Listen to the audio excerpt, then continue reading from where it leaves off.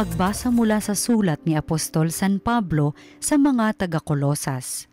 Mga kapatid, dati kayo'y malayo sa Diyos at naging kaaway niya dahil sa inyong kasamaan. Ngunit dahil sa kamatayan ni Kristo, ginawa niya kayong mga kaibigan upang makaharap sa Kanya ng walang kapintasan, banal at walang batik.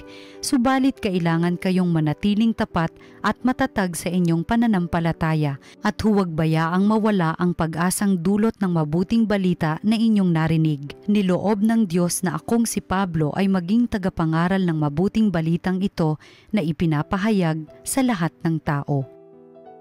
Ang salita ng Diyos.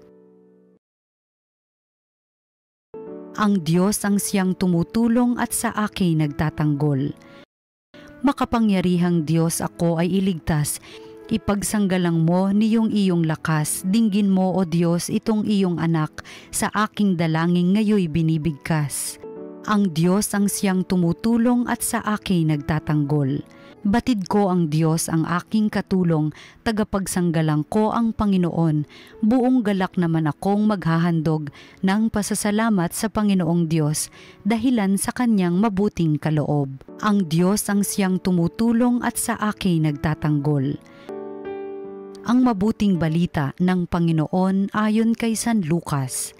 Isang araw ng pamamahinga, naparaan sina Jesus sa triguhan. Ang kanyang mga alagad ay nangitil ng uhay at kanilang kinain ang mga butil matapos ligisin sa kanilang mga kamay. Bakit ninyo ginagawa sa araw ng pamamahinga ang ipinagbabawal ng kautusan? Tanong ng ilang Pariseyo. Sinagot sila ni Jesus, hindi ba ninyo nabasa ang ginawa ni David nang magutom siya at ang kanyang mga kasama? Pumasok siya sa bahay ng Panginoon, kumuha ng tinapay na handog sa Diyos at kumain ito. Binigyan pa niya ang kanyang mga kasama, bagamat ayon sa kautusan, ang mga saserdote lamang ang may karapatang kumain iyon. At sinabi pa niya sa kanila, ang araw ng pamamahinga ay nasa ilalim ng kapangyarihan ng anak ng tao. Ang mabuting balita ng Panginoon.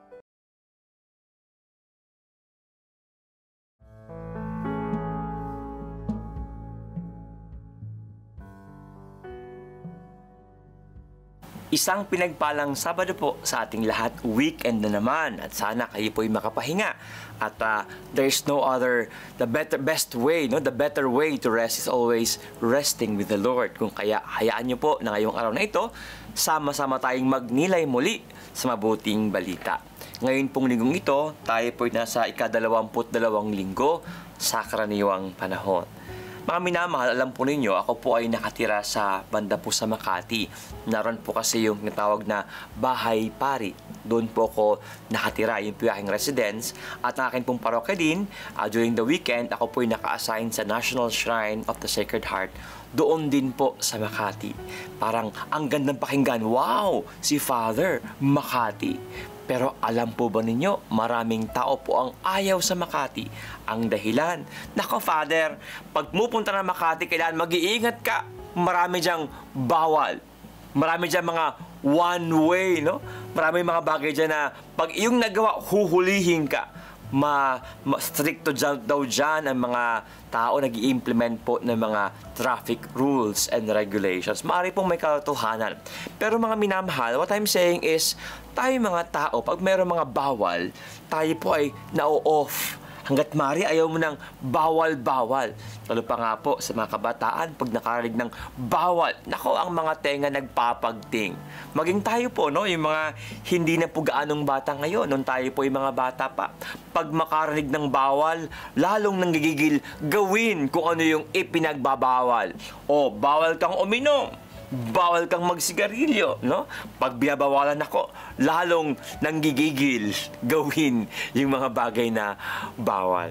Mga minamahal na kapatid, ngayon pong araw na ito sa ating ebanghelyo, atin pong narinig kung paano po ang Panginoon. Muli na namang siya ay nagkaroon ng episode ng in a way, debate, no? Karoon po ng situation that yung mga Pariseyo ay muli namang nagpang-abot kasama ang Panginoon nang tanungin ng mga Pariseyo, bakit ginagawa ng mga alagad mo ang ipinagbabawal sa araw ng Sabat?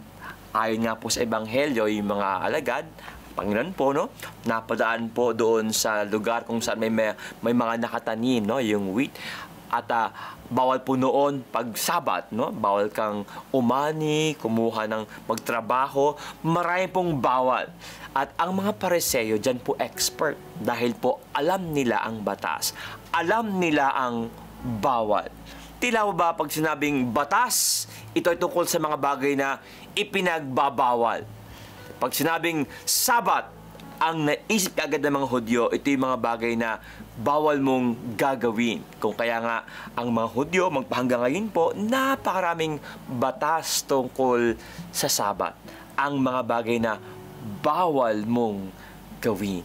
At maraming tao po ang no-off pag maraming bawal. Pero po, sa huli po ng Ebanghelyo, we have heard ang sabi ng Panginoon, I am the Lord of the Sabbath. In a way, it was Christ telling us, pinapalaya ko kayo sa batas, no? Sa Sabbath, law of the Sabbath. Maraming tao po ang akala, nako, ibig sabihin niya siguro, si Lord, i-break niya, no? Yung laws of Sabbath, hindi siya susunod. Hindi po. Katunayan, ang sabi ni Jesus, siya po ay naparito, hindi para po yung mga batas, ito po ay pawalang bisa, kung hindi upang ganapin at tuparin. Nang sabihin ng Panginoong Jesus na siya ang Panginoon ng Sabat, ang hangad po niya ay ang mga tao ay maunawaan ano ba yung diwa ng Sabat, ano ba yung diwa ng batas. Kasi nga po, maraming tao noon ay napailalim na, para bang sila ay naging mga alipin na ng batas, ng mga bawal, mga hindi dapat. Ang Panginoon po bilang Panginoon ng Sabat, ang hangad po niya ay mas maunawaan natin bakit nga ba ang Diyos mayroong mga ganitong kautusan.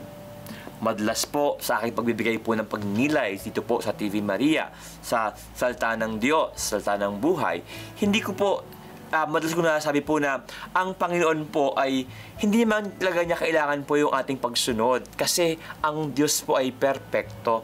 It does not add anything to God because God is already perfect. Kundi ang tao po sa tuwing siya ay sumusunod sa kautusan ng Diyos, ang tao rin po ang naikinabang. Sapagkat alam ng Diyos, ang kanyang kautusan ay umaakay sa tao upang magkaroon ng buhay na ganap at kasiyasiya. Gayon din po sa batas po ng Sabat, sa kautusan tungkol po sa Sabat. Ang hangad po ng Diyos na sabihin niya, kay ito'y mga pwede niyong gawin, mga bawal na gawin, no?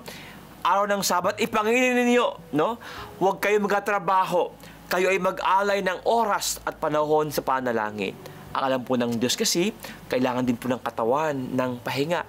And ang katawan na pagpahinga, every time also, we pray. Ang ating pong isip, medyo po nabawasan po yung ating mga anxieties, mga worries. When we pray, knowing and believing, God will be the one to take care of us.